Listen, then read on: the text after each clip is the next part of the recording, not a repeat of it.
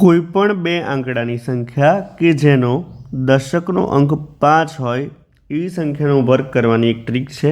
સૌથી પહેલાં શું કરવાનું, અહીંયા એકમનો અંક 1 છે તો એનો વર્ગ મૂકી દેવાનો, ડબલ ડિજિટમાં 0 1 લખવાના, 2 ડિજિટ હોવા જોઈએ.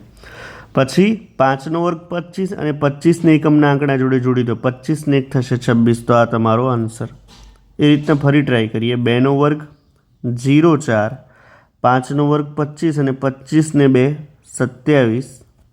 એ રીતના 3નો વર્ગ 0 9, 5નો વર્ગ 25 અને 25 ને 3 28.